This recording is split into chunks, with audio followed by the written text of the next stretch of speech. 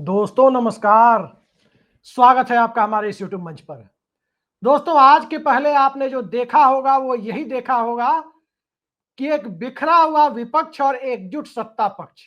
लेकिन आज जिस प्रकार का नजारा देश की राजधानी में दिखा उसमें एकजुट विपक्ष और बिखरा हुआ सत्ता पक्ष सीधा सीधा नजर आ रहा था। तो एकजुट विपक्ष और बिखरा हुआ सत्ता पक्ष ये किस प्रकार की परिस्थितियों को निर्मित करता है इसका सहज ही अंदाजा लगाया जा सकता है।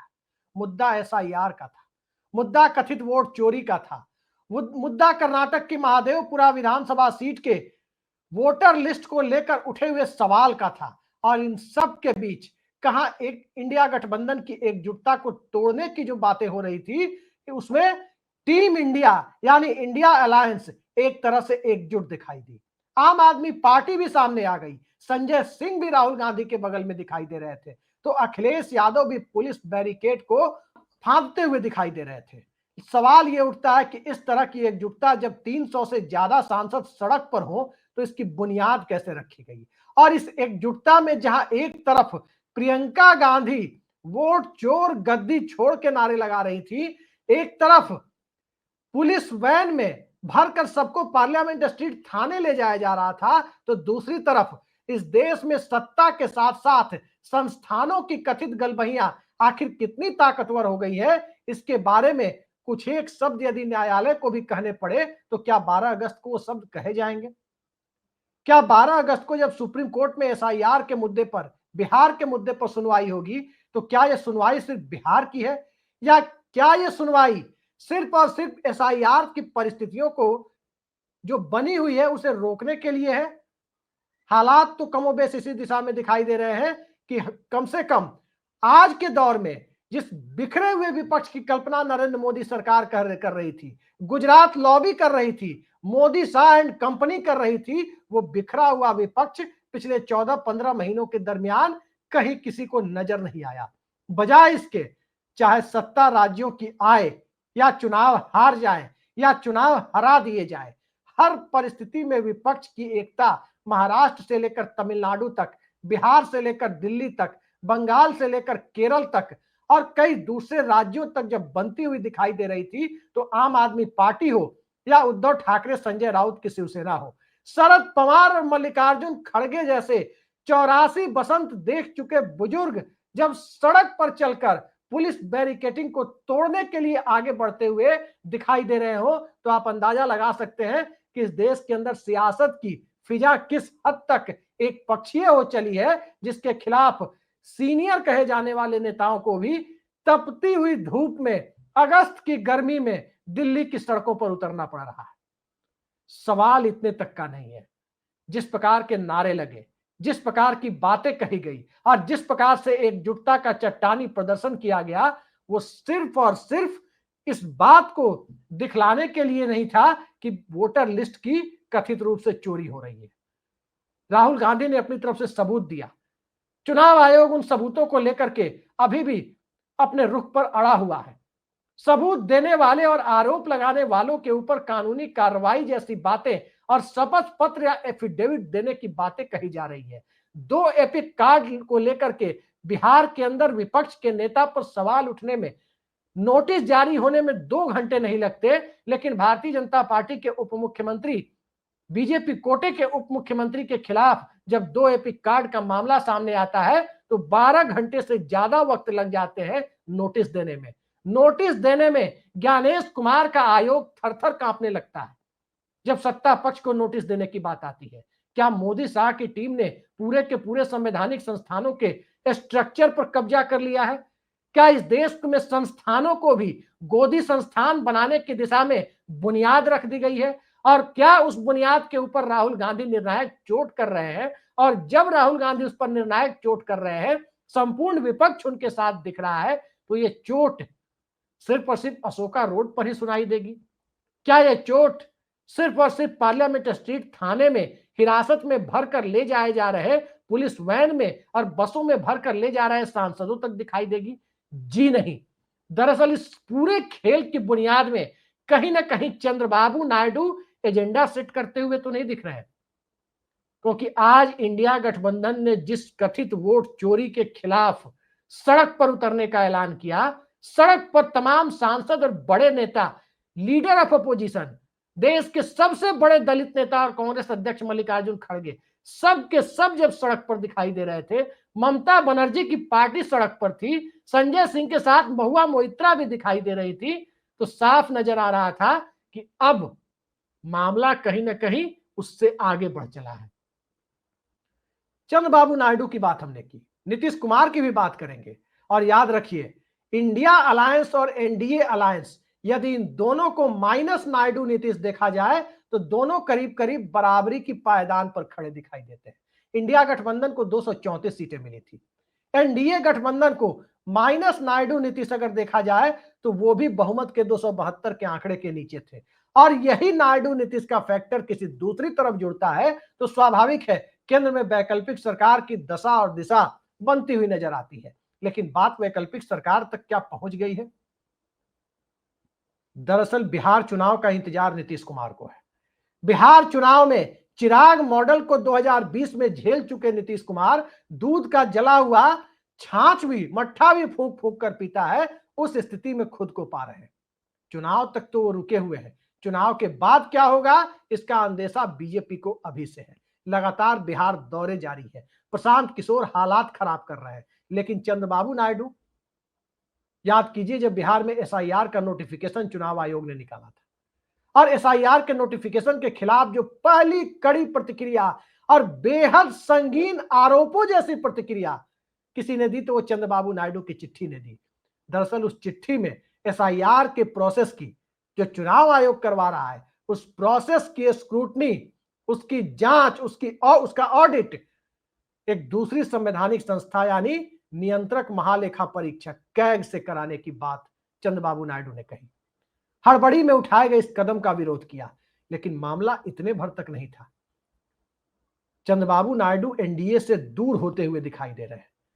डिलिमिटेशन के मामले पर वो दिल्ली के साथ चलने को तैयार नहीं है।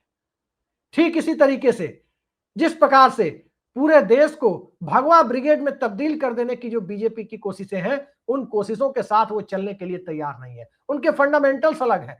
ट्रंप टैरिफ ने उनके हालात को और विकट कर दिया है। सीधे सीधे उनके वोट बैंक पर वो गहरा आघात पहुंचा रहा है।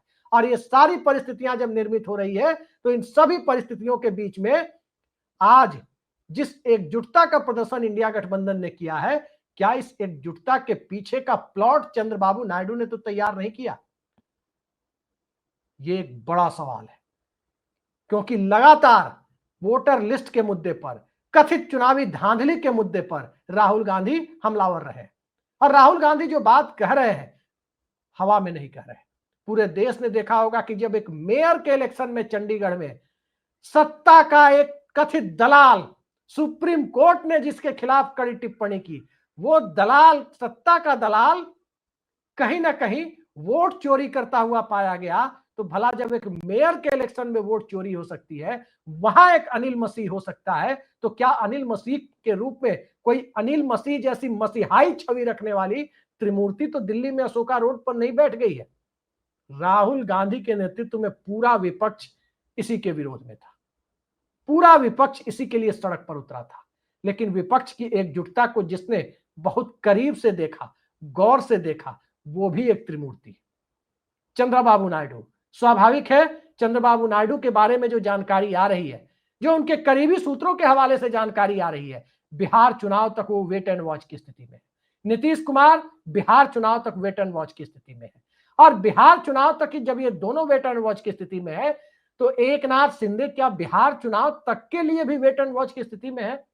क्योंकि उनका तो मुख्यमंत्री का पद चला गया, उसके बाद उन्हें गृह मंत्री का पद भी नहीं मिला। और दिल्ली में जिस प्रकार से उनके सांसदों पर डोरे डाले जाने की खबरें आ रही है, उससे तो साफ जाहिर होता है कि नीतीश नायडू के 28 की संख्या में 5 उनके, 7 उनके भी है, तो ये संख्या 35 तक पहुंचती है। और लगभग 242 से 245 के बीच जो इंडिया अलायंस की संख्या दिखती है, वो 280 तक पहुंचती हुई दिखाई देती है, जो बहुमत के आंकड़े 272 से ऊपर जाती है। राहुल गांधी जो मुद्दे उठा रहे हैं, स्वाभाविक है कि अगर वोट चोरी रोकनी है तो निजाम बदलना होगा। स्वाभाविक है कि सिस्टम को दुरुस्त करना है लोकतंत्र के अंदर तो निजाम बदलना होगा, सत्ता बदलनी होगी, वैकल्पिक सरकार की दिशा में आगे बढ़ना होगा। क्योंकि मौजूदा दौर में सत्ता की जो हठधर्मिता है, गुजरात से लेकर दिल्ली तक, जेम्स माइकल लिंगदो, जी हां, जेम्स माइकल लिंगदो क्या इटली से निर्देश प्राप्त करते हैं। ये बात कहने वाले मुख्यमंत्री जब प्रधानमंत्री की कुर्सी पर आसीन हो, तो इस सत्ता को लोकतांत्रिक तरीके से दबाव डाल करके सिस्टम को पारदर्शी बनाने की दिशा में राहुल गांधी लेकर चले जाएंगे। ये बात राहुल गांधी भी बखूबी समझते हैं कि ये कतई संभव नहीं है। सत्ता में बैठे हुए लोग तमाम तरह के सदुपयोग और दुरुपयोग की परिभाषा को मिटाते हुए नजर आ सकते हैं। जिस प्रकार से ईडी का दुरुपयोग बढ़ा, सुप्रीम कोर्ट की टिप्पणियां कड़ी से कड़ी होती चली गई, जिस प्रकार से इलेक्टोरल बॉन्ड के मुद्दे पर संविधान पीठ बिठानी पड़ी, जिस प्रकार से गुवाहाटी मॉडल से उद्धव ठाकरे की सरकार गिराई गई, जिस प्रकार से हिमाचल में खेल खेलने की कोशिशें हुई, जिस प्रकार से ममता बनर्जी के घर तक, उनके दरवाजे तक ईडी ने दस्तक दी, और जिस प्रकार से नवीन पटनायक के साथ उड़ीसा में जो खेल खेला गया, वो नीतीश कुमार भी देख रहे हैं कि बिहार चुनाव के बाद इस सत्ता के साथ रहना, भारतीय जनता पार्टी के साथ रहना, ये राजनीतिक तौर पर खुद का और अपनी पार्टी का राजनीतिक भविष्य खतरे में डालना है। वो उद्धव ठाकरे का हश्र देख चुके हैं, एकनाथ शिंदे का हश्र देख चुके हैं, शरद पवार की पार्टी के साथ क्या किया गया वो देख चुके हैं, चौटाला की पार्टी और परिवार के साथ क्या किया गया वो भी देख चुके हैं, और बादल परिवार को किस तरह से किनारे लगाया गया पंजाब में वो भी देख चुके हैं। सब कुछ नीतीश कुमार देख चुके हैं। वेट एंड वॉच की स्थिति है, लेकिन वेट एंड वॉच के पहले अपनी एकजुटता और अपने नंबर का सार्वजनिक प्रदर्शन यदि एसआईआर के सहारे हुआ, तो मुद्दा एसआईआर के मुद्दे पर वोटर लिस्ट और इलेक्टोरल जो मेल प्रैक्टिस है, कथित इलेक्टोरल धांधली के मुद्दे पर यदि विपक्ष ने अपनी एकजुटता प्रदर्शित की, तो निश्चित तौर पर कथित चुनावी धांधली मुद्दा तो है, उससे कहीं बड़ा मुद्दा, उसके साथ जुड़ा हुआ मुद्दा, उस धांधली को रोकने की दिशा में जिस वैकल्पिक सरकार का गठन है, दरअसल नायडू और नीतीश को जो नंबर दिखाना था, उस नंबर दिखाने की कोशिशों में साफ साफ दिखाई दिया है कि आज इंडिया गठबंधन ने रणनीतिक तौर पर बाजी मार ली है। आज वो स्थितियां पैदा कर दी है कि नीतीश कुमार और चंद्रबाबू नायडू विकल्पहीन नहीं है। ममता बनर्जी इंडिया गठबंधन के साथ खड़ी है। अरविंद केजरीवाल की पार्टी को लेकर जो भ्रम फैलाया जाता है, उस भ्रम के लिए कहीं स्कोप नहीं है। तेजस्वी यादव बिहार चुनाव के साथ साथ राष्ट्रीय मुद्दों पर इंडिया गठबंधन के साथ खड़े हैं। लालू यादव इंडिया गठबंधन के साथ खड़े हैं, और ये हालात जब बन रहे हो, तो उस हालात में सबसे आसान जो चीज दिखाई देती है वो यही है कि बिहार चुनाव स्वतंत्र और निष्पक्ष हो। इसके लिए दिल्ली का सिस्टम, सत्ता के कथित पहरेदारी में चलने का अभिशप्त हो चुका सिस्टम, अब कम से कम पारदर्शिता और निष्पक्षता की दिशा में आगे बढ़े। एसआईआर जैसी एक्सरसाइज रुके, वोट चोर गद्दी छोड़ जो प्रियंका गांधी कह रही है, वाकई बिहार चुनाव के बाद गद्दी छोड़ने की नौबत तो करीब नहीं आ रही है। याद रखिए, लोकतंत्र में संख्या का महत्व होता है। कभी अटल बिहारी वाजपेयी ने संसद के अंदर संख्या बल के आगे शीश झुकाते हुए विश्वास मत के पहले इस्तीफा दिया था, लेकिन यहां संख्या बल के आगे शीश झुकाने की नौबत आएगी, क्योंकि यहां शीश झुकाने वाली परंपरा के लोग नहीं है, यहां शीश कटाने वाली परंपरा के भी लोग नहीं है, बल्कि यहां शीश को लेकर के एक अलग तरह का नैरेटिव गढ़ने वाले लोग हैं कि कहीं ना कहीं शीश वर्ड को ही, उस शब्द को ही किनारे कर दिया है, और नंबर गेम की प्रक्रिया को नंबर गेम से इतर ले जाकर दूसरी तरफ शिफ्ट कर दिया जाए। उस परंपरा के लोग जब सत्ता और सिस्टम पर हावी हो गए हो, तो सड़क की लड़ाई राहुल गांधी लड़ते दिख रहे हैं, पूरा इंडिया गठबंधन लड़ते हुए दिख रहा है। तो संसद के लिए भी मैसेज देना जरूरी हो गया था कि अब वो दौर बीत गया। 400 पार का नारा फुस हो गया जब 150 सांसदों का मास एक्सपल्सन होता था, एक बार में निलंबित कर दिया जाता था। अब तो सांसदों के निलंबन का मतलब होगा कि सत्ता दिल्ली से फिसल गई। क्या सत्ता वाकई फिसल गई है? याद रखिए, नरेंद्र मोदी की सत्ता है, अमित शाह की सत्ता है, और ये सत्ता फिसलने की नौबत आने पर कहीं वो स्थितियां तो नहीं होगी कि तोको ना मोको चूल्हा में झोंको, यानी लोकसभा को ही विसर्जित कर दिया जाए।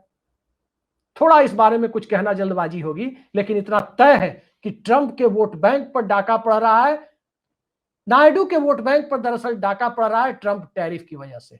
नायडू की पार्टी को भारतीय जनता पार्टी की विस्तारवादी नीतियों से एक अलग आशंका है। डिलिमिटेशन और दक्षिण की ताकत घटने से एक अलग परिस्थितियां निर्मित है। पूरा विपक्ष लोकतांत्रिक मूल्यों के लिए को लेकर जो लड़ाई लड़ रहा है, स्वाभाविक है। न तो नायडू उससे इतर है और न ही जेपी आंदोलन की उपज रहे नीतीश कुमार उससे उपज अलग है। तो अलग कौन है? अलग इस दौर में सत्ता के साए में सिस्टम पर हावी हो चुका वो तंत्र है, जिस तंत्र के सहारे मौजूदा दौर में सत्ता को बनाए रखने की कवायद किसी भी कीमत पर की जा रही है और आगे भी किए जाने की गुंजाइश बनाने की कोशिशें हो रही है। लेकिन क्या यह गुंजाइश बनेगी? आज का प्रदर्शन, आज की भीड़ और आज का जो जनसैलाब दिखा है सड़कों पर, उससे डॉक्टर लोहिया की वो उक्ति बार बार जहन में आती है कि सड़कें सूनी हो जाती है तो संसद आवारा हो जाती है। लेकिन संसद का आवारापन दूर करने की जिम्मेदारी यदि 300 से ज्यादा सांसद लेकर के सड़क पर चले आए तो संसद कतई आवारा नहीं हो सकती। ये बात भी करीब करीब तय है। जनता सड़कों पर है। जनता तो 2016 की डिमोनेटाइजेशन यानी नोटबंदी के वक्त से लाइन में लगी है, लेकिन अब तो सड़क पर सांसद भी लाइन में लगे हैं। पूर्व उपराष्ट्रपति को लेकर पता नहीं है कि जगदीप धनखड़ अभी कहां है। ये खबरें चल रही है। कपिल सिब्बल कह रहे हैं कि वो हैबियस कॉर्पस के तहत यानी बंदी प्रत्यक्षीकरण जैसी परिस्थितियों के तहत उनकी स्थिति का पता लगाने के लिए, धनखड़ साहब की स्थिति का पता लगाने के लिए वो कोर्ट जा सकते हैं। ये इस देश में क्या अघोषित आपातकाल का उदाहरण नहीं है? ये सवाल मैं आप पर छोड़ता हूं। लेकिन जिस प्रकार का जिगरा आज विपक्ष ने दिखाया है, निश्चित तौर पर सत्ता के लिए एक अलार्मिंग पोजीशन तो जरूर खड़ी हो गई है। देखिए कैसे सत्ता इस चुनौती का सामना करती है और सत्ता से ज्यादा सिस्टम इस चुनौती का सामना आखिर कैसे करता है। आज के लिए इतना ही।